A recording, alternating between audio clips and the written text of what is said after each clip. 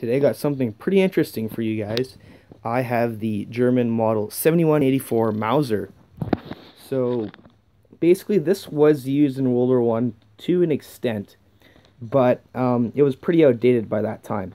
And it was officially adopted by the German military in 1884, but the test runs went from 1871 to 1884, I believe. Now, this is one of Germany's first repeater rifles, and it has an internal magazine in here. And you're like, oh, where's the internal mag? But it's actually an internal tube magazine, similar to what you'd see on a shotgun, but it works a little bit differently. But I'll show you how that works in a bit. So we'll just cover all the markings, all the cool markings on it, and just stuff like that, and then we'll get to actually how it works. So here's some markings on the stock here. I'm not too sure what they mean, but it's definitely a crown, so definitely proof marks on the stock. Now this is the safety here, and then just so you guys know, all the parts on this gun are matching. Every single part on this gun is matching.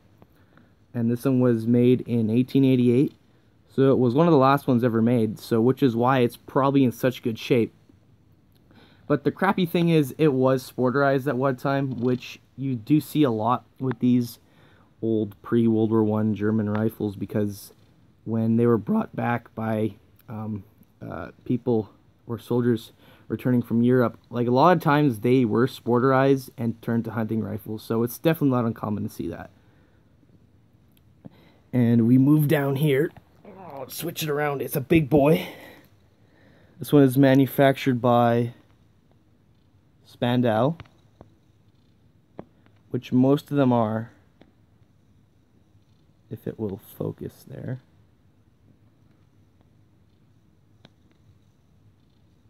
I guess it's not going to focus.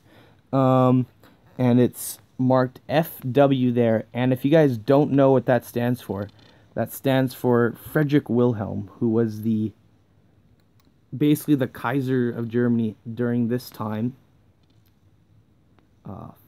Well, focus.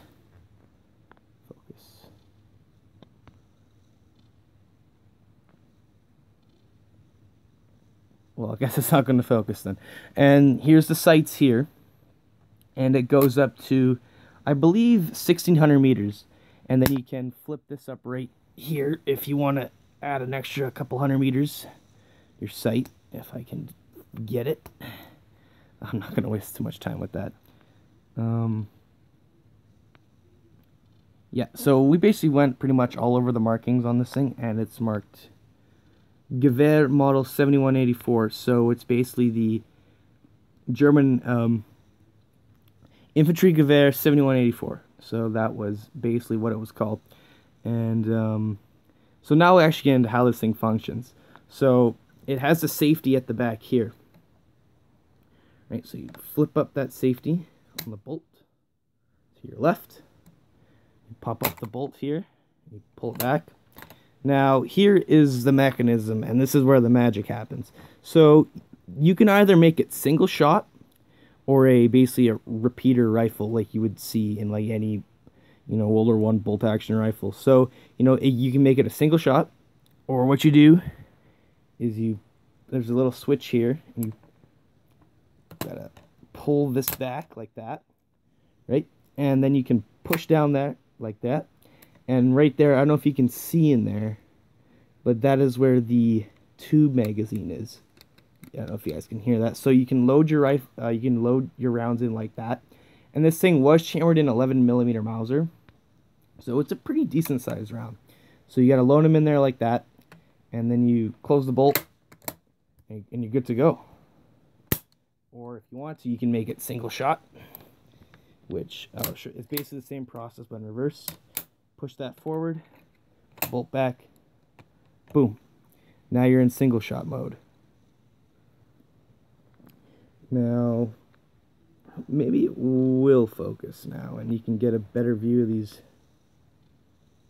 markings. Now, I guess it's not going to focus. But, yeah, that's basically how it works. It's a pretty hefty rifle. It weighs about 10 pounds, but the fact it's been sporterized, it probably weighs a little bit less. So yeah, that's all for now, guys, and thanks for watching.